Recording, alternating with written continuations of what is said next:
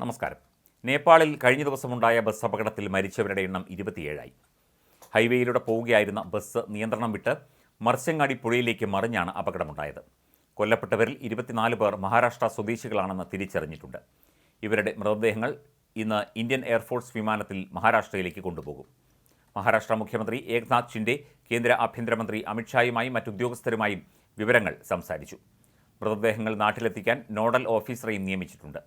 ആഭ്യന്തരമന്ത്രിയുടെ ഇടപെടലിനെ തുടർന്ന് ഇന്ത്യൻ വ്യോമസേനയുടെ വിമാനത്തിനുള്ള ക്രമീകരണങ്ങൾ ഏർപ്പെടുത്തിയിട്ടുണ്ടെന്നും ഉത്തർപ്രദേശിൽ നിന്ന് ഇന്ത്യൻ എയർഫോഴ്സ് വിമാനം നേപ്പാളിലേക്ക് വൈകാതെ പോകുമെന്നും മഹാരാഷ്ട്ര മുഖ്യമന്ത്രിയുടെ ഓഫീസ് അറിയിച്ചു.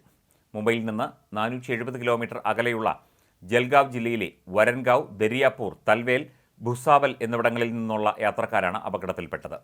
പരിക്കേറ്റ യാത്രക്കാരെയും ഇന്ന് ഗോരഖ്പൂരിൽ എത്തിക്കുമെന്ന് മഹാരാഷ്ട്ര ഡിസാസ്റ്റർ മാനേജ്മെന്റ് ഡയറക്ടർ ലാഹു മാലി പറഞ്ഞു.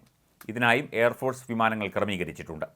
അപകടത്തിൽപ്പെട്ടവരെ ഗോരഖ്പൂരിൽ നിന്ന് നാസിക്കിലെത്തിക്കാനുള്ള വിമാനത്തിന്റെ ചെലവും സംസ്ഥാന സർക്കാർ വഹിക്കും. അപകടത്തിൽപ്പെട്ട സംഭവത്തിൽ 16 പേർ സംഭവസ്ഥലത്തും 11 പേർ ചികിത്സയ്ക്കിടെയുമാണ് മരിച്ചത്. പോഖ്രയിൽ നിന്ന് കാഠ്മണ്ഡുവിലേക്ക് പോവുകയായിരുന്ന ബസ്സാണ് അപകടത്തിൽപ്പെട്ടത്. ഡ്രൈവറും 2 സഹായികളും ഉൾപ്പെടെ 43 പേരാണ് ബസ്സിൽ ഉണ്ടായിരുന്നത്. പരിക്കേറ്റവർ ത്രിഭുവൻ യൂണിവേഴ്സിറ്റി ടീച്ചിംഗ് ഹോസ്പിറ്റലിൽ ചികിത്സയിലാണ്.